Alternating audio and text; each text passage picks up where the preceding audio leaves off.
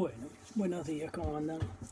Vamos a hacer este videíto para dejárselo sobre el texto de Levinsky, la transformación del justicialismo de partido sindical a partido clientelista. Vamos a navegar un poco por distintas partes, digamos así, del argumento y de la visión de Levinsky.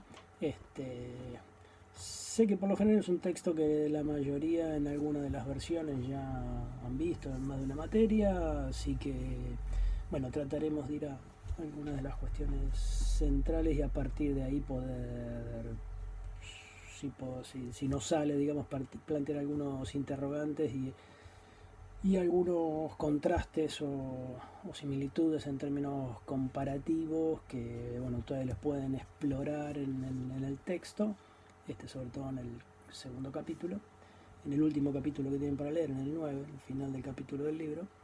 Y bueno, a partir de eso poder, si se quiere, concentrarnos para la clase en algunos puntos de eso y en algunos puntos propios que como herramienta analítica pueden ser interesantes para ver la capacidad de adaptación de algunos actores, en particular los partidos, en distintos contextos. Y el caso del justicialismo, podríamos decir que este mismo tipo de herramienta puede servir para pensar algunas otras transformaciones o algunas cosas que vinieron después, ¿no? Más actuales. Y algunos desafíos que hoy también tienen los partidos y el propio justicialismo. Y también separar una cuestión que está dentro de esta discusión en Levinsky, que es la institucionalización de los partidos diferenciada de la institucionalización de los sistemas de partidos, ¿no? Y las tensiones que eso puede generar. Aunque no es un texto que desarrollemos acá, pero está detrás de esta argumentación y es un punto interesante también para entender un poco la clave de ver este texto a esta altura, mirando un poco la evolución de los partidos y de los sistemas de partidos y sus impactos, ¿no? Tanto electoral como en el funcionamiento del régimen, digamos, en la arena de toma de decisiones, que esto es parte de donde queremos ir después. Pero bueno, arranquemos con Levinsky, la transformación del justicialismo, ¿no? Levinsky sostiene que la adaptación de los partidos pueden tener importantes consecuencias para la democracia, obviamente para los regímenes políticos, particularmente para la democracia, y sobre todo un impacto considerable, muy importante, fundamental sobre el sistema de partidos, ¿no? Más cuando obviamente se trate de partidos, de sistemas competitivos, diría Sartori.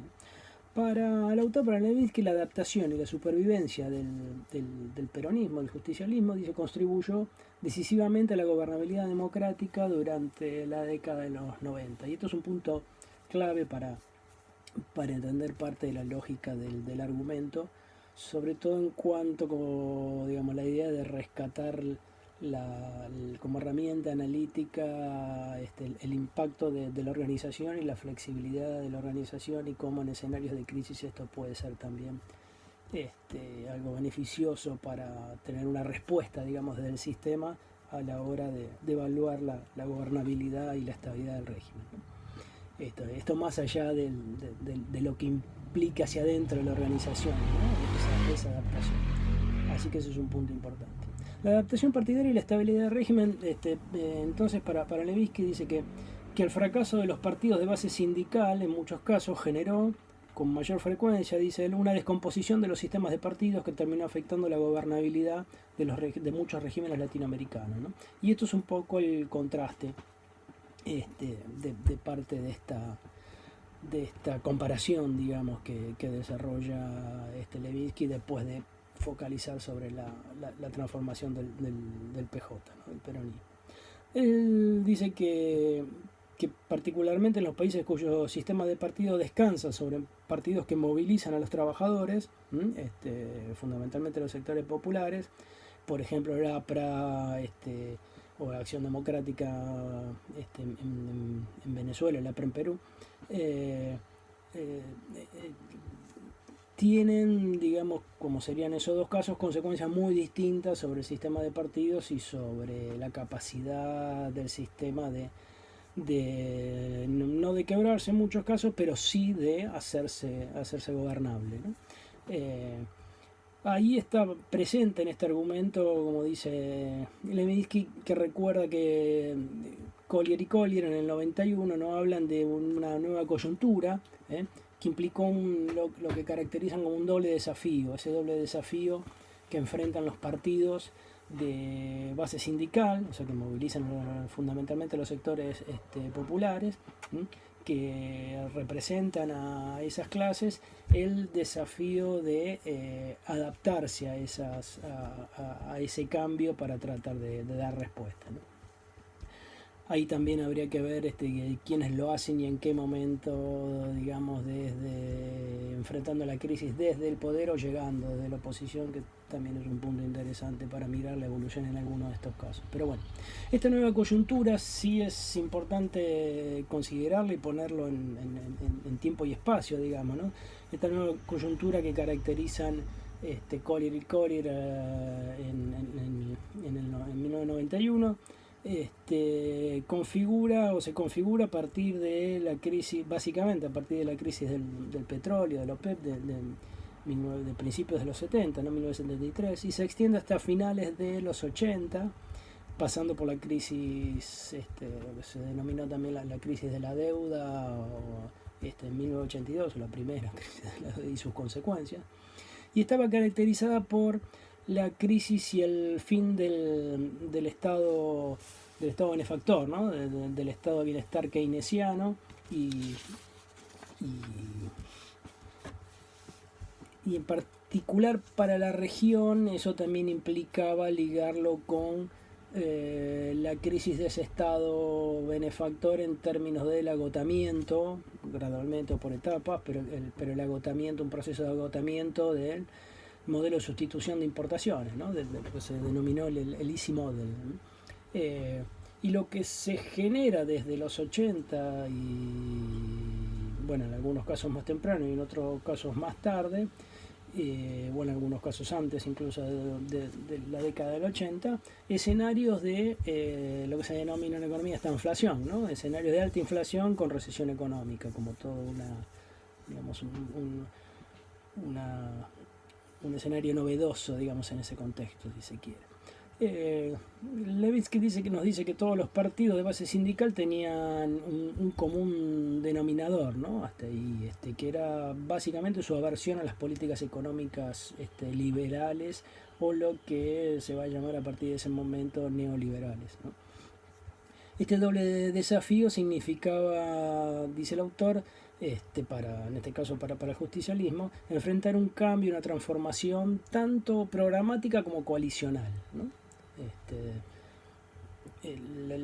Con respecto a la idea de coalición o de transformación programática, la idea de Levinsky ahí es sobre todo resaltar que digamos el cambio cuanto la agenda, digamos, de políticas en términos sobre todo de contenido de programa de gobierno o de conmovisión no solamente ideológica sino también del mundo, ¿no? Él dice que la crisis de la deuda y las fuertes restricciones fiscales hacían imperiosa la aplicación de programas de ajuste y estabilización de la economía, época donde cobra auge el famoso consenso de Washington, ¿no? Todo el rol, entre otros, pero del FMI.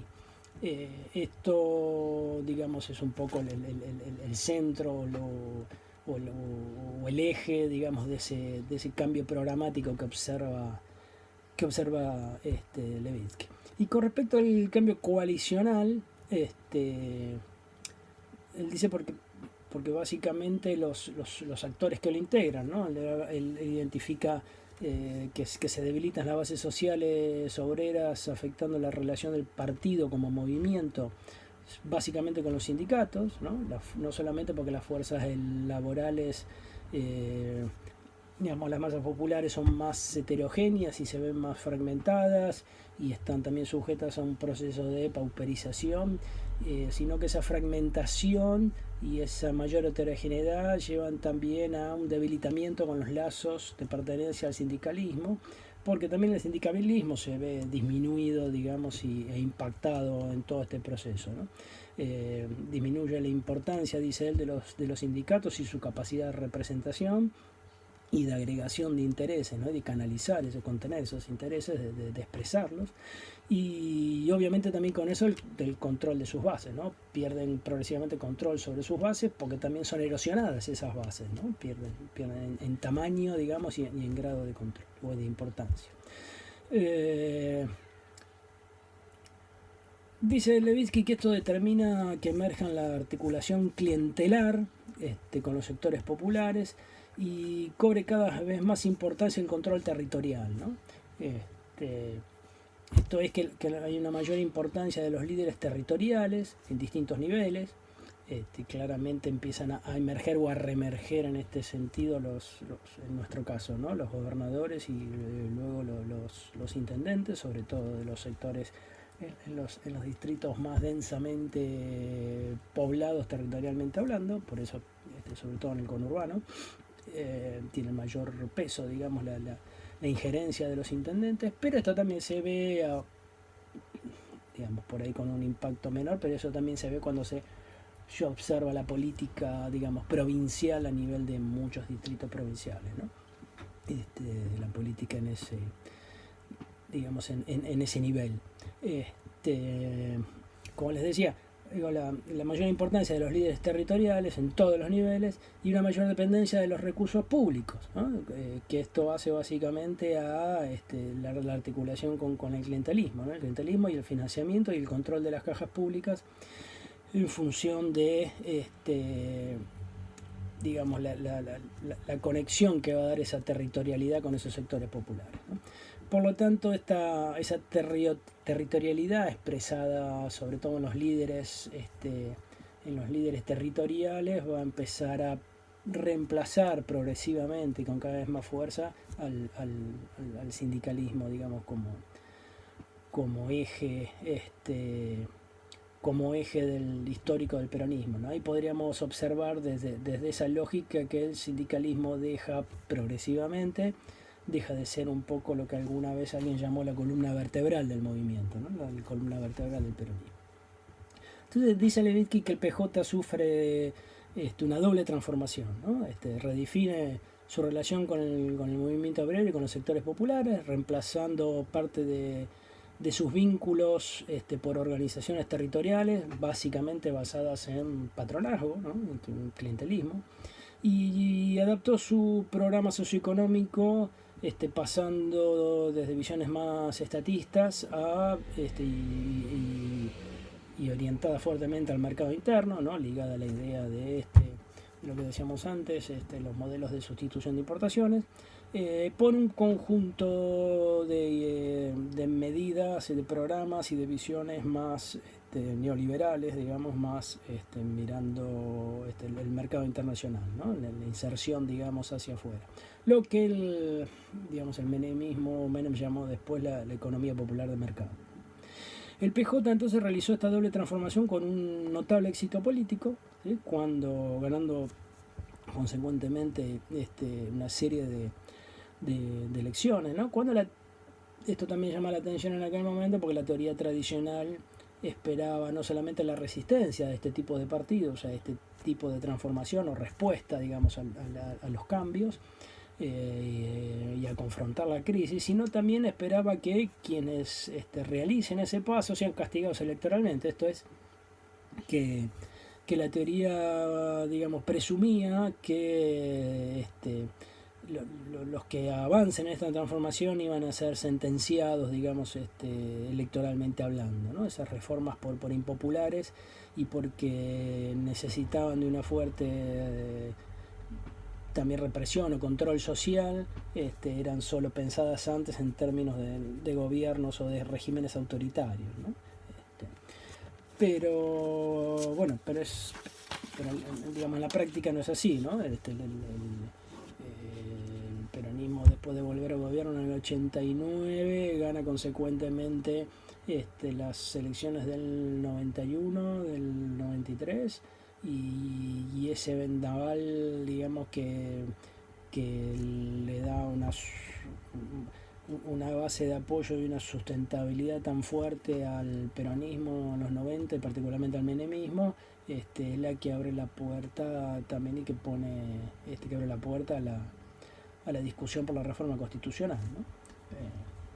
Hay que recordar esto también, que no es casualidad, digamos. Bueno, pero el argumento central que nos plantea Levitsky es que él dice, con respecto a la transformación del peronismo, ¿no? Él dice que los bajos niveles de institucionalización tienden a facilitar, digamos, la reforma por la flexibilidad que da o que se observa en los partidos en estos partidos en periodos de crisis, ¿no?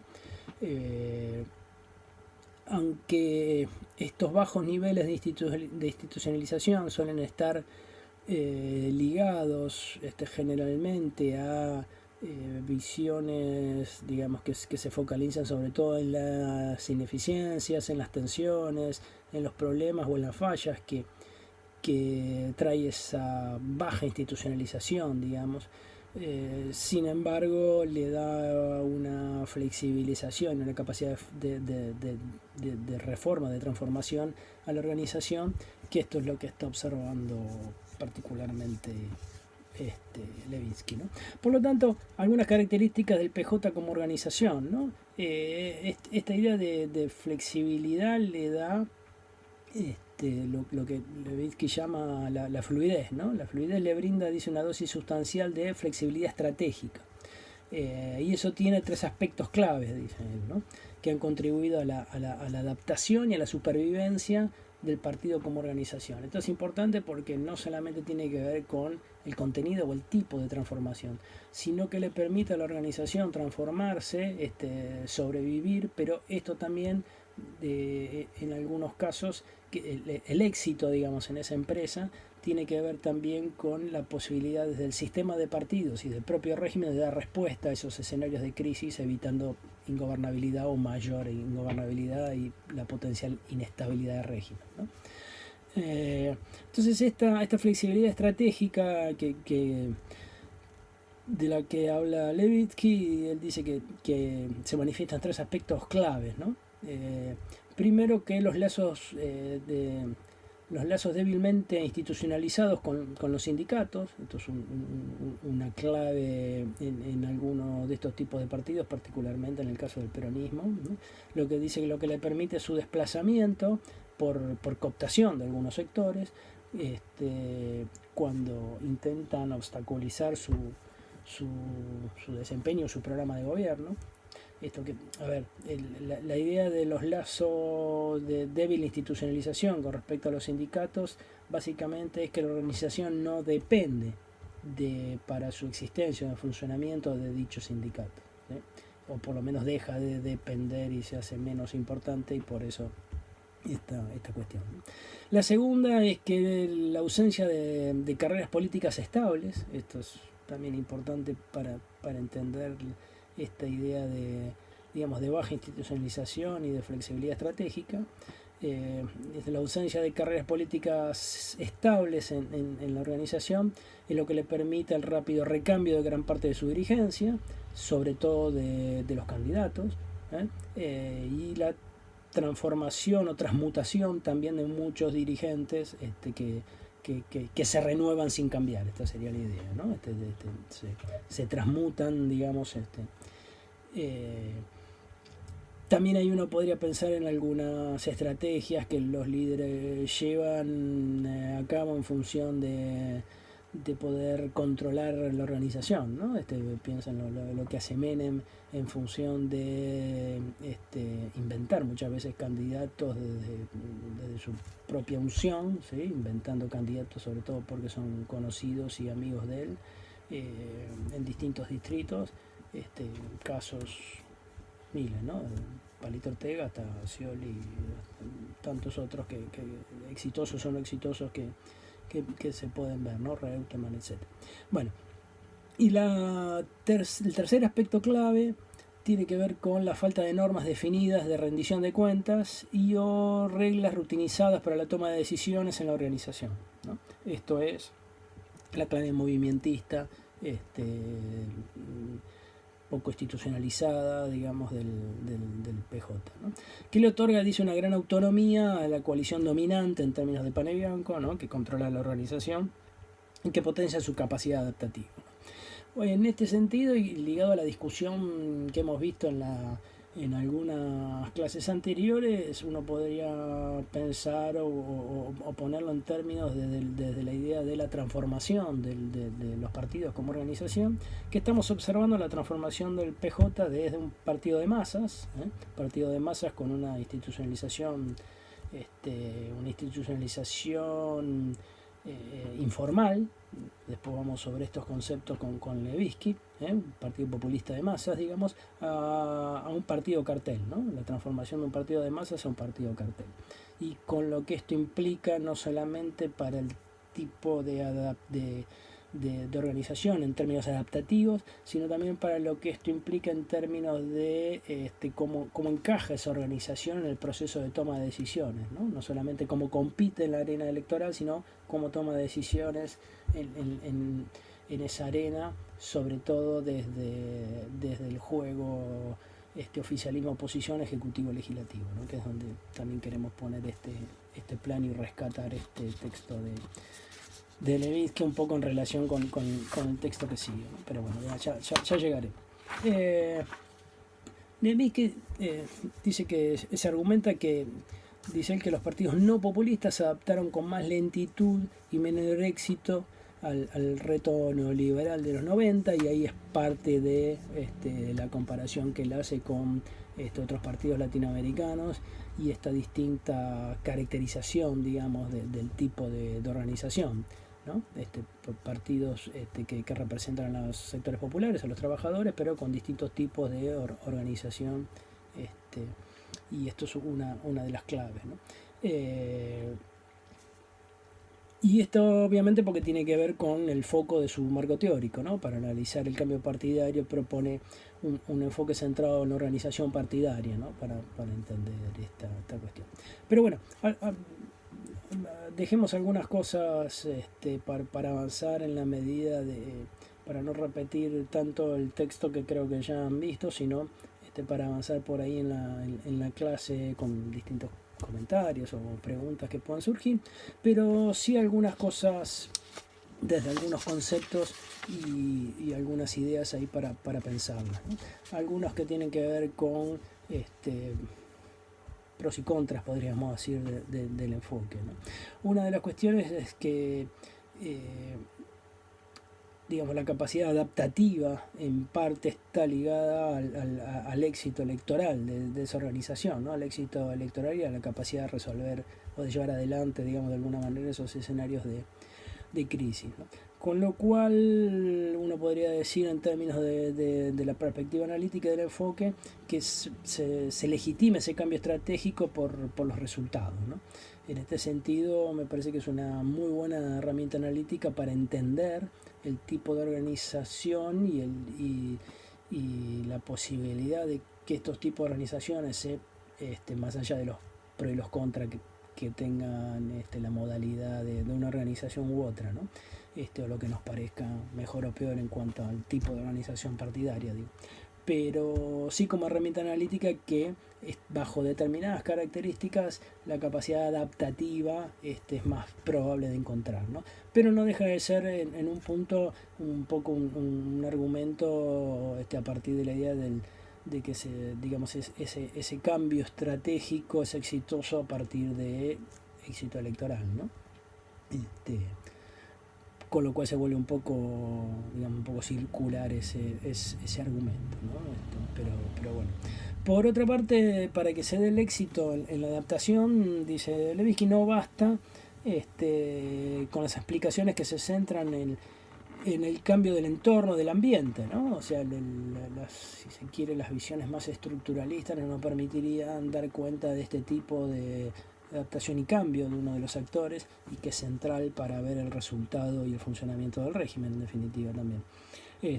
Para este enfoque es vital observar el cambio partidario y su éxito o fracaso en términos de un cambio centrado en la organización y su dinámica interna.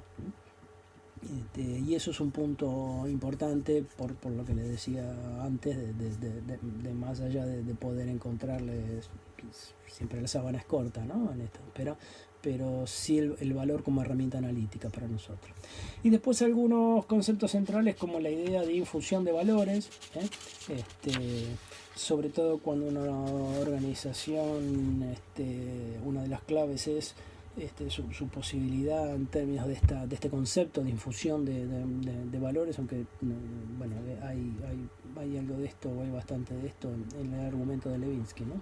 Esa, digamos, que la organización representa y logra institucionalizar una verdadera subcultura, ¿no? En la comunidad política hay una verdadera subcultura partidaria, ¿no? que le dé identidad, aunque sea vaga, aunque sea medio amorfa si se quiere, o maleable más que amorfa, ¿no? Le da una gran plasticidad, digamos. Y la otra cuestión para cerrar por lo menos esta parte y dejar un poco otras cosas para la clase, la cuestión sobre los sistemas, digamos, la diferenciación entre los sistemas de partidos institucionalizados, no institucionalizados o débilmente institucionalizados, ¿no? Y la diferenciación que empieza a emerger con respecto a los problemas que tiene el concepto de institucionalización, y que Levinsky abre aquí una de las dimensiones posibles con respecto a la idea de institucionalización, que tiene que ver con la rutinización, ¿no? Y esa rutinización, como una de las dimensiones posibles de la institucionalización, él distingue tres tipos, ¿no? La rutinización formal, la informal y la débil, ¿no? La rutinización, perdón, en términos de institucionalización, ¿no? En la rutinización formal corresponde, se observa cuando hay correspondencia, dice él, entre las normas sancionadas oficialmente y las conductas efectivas. Digamos que es la más esperable, ¿no? La idea más ligada a rutinización e institucionalización formal, digamos. La rutinización informal, más ligada a la institucionalización, pero sus aspectos informales de la institucionalización. La rutinización informal, donde las conductas se ajustan a las pautas conocidas y aceptadas, pero tales pautas se apartan de las normas formales, ¿no? Caminan por sus grises o directamente por la norma no escrita, digamos, ¿no? Y la rutinización débil, que ya es otra cosa, cuando las normas y los procedimientos son fluidos, cuestionados, soslayados o ignorados, o sea, muy manipulables, flexibles o no existen. Fíjense que ahí la idea de institucionalización o rutinización no digamos, habla de una gran plasticidad o maleabilidad, pero no necesariamente esto implica una rutinización o una institucionalización informal, ¿no? Hay como una diferenciación en los límites, digamos, de esos dos conceptos. ¿Esto qué quiere decir? Bueno, precisamente una institucionalización, en una institucionalización informal o una rutinización informal, también podemos detectar un grado alto de institucionalización, ¿no? Que sería distinto a una institucionalización, una rutinización débil, más allá de que ninguna de las dos sean en términos de formalidad, ¿no? Y eso es una diferenciación importante para entender el argumento. Bueno, en este sentido también esto nos lleva o le dejo un poco de cierre esta preocupación, ¿no? Nos lleva a también recordar la diferenciación que hacen algunos especialistas como con respecto a la institucionalización y el tipo de institucionalización de los partidos y de los sistemas de partidos, ¿no? Podemos tener en este caso institucionalizaciones, ya sean formales o informales, en términos de rutinización también, ¿no? De las organizaciones y de los partidos, y que sean partidos muy institucionalizados, ¿no? Pero no necesariamente eso nos da como resultado un sistema de partidos institucionalizado, ¿no? Y ahí hay dos planos que no necesariamente se conectan, digamos. Sí pareciera que la institucionalización, más allá del tipo que asuma la institucionalización de los partidos o de los principales partidos, aparece sí como un requisito, como una condición, podríamos decir así, necesaria, pero no siempre suficiente para hablar de una institucionalización del sistema de partidos, ¿no? Y eso es un punto importante, por lo menos para considerarlo también como herramienta analítica, como discusión teórica, desde los que vimos, no solamente en términos de partido y la evolución de las organizaciones, sino en términos de sistemas de partido, ¿no? Que esta vuelta no pudimos desarrollar tanto parte de la crítica de Sartori y alguna cosa que marcamos en estos términos en las clases anteriores, pero bueno, por ahí va la cuestión. Bueno, dejemos hasta acá el texto de Levitsky. Vamos a ver si podemos resumir algo también en consecuencia, o un poco enganchando esta mirada con la arena de toma de decisiones, particularmente el impacto de la transformación de las organizaciones y de este caso del peronismo en la arena de toma de decisiones, en la arena y la vinculación en esto como organización, en la arena legislativa, que es un poco el texto de Jones y Juan, que vamos a tratar también de hacer algo más o menos breve para la segunda parte de la clase. Bueno, nos vemos después. Hasta luego.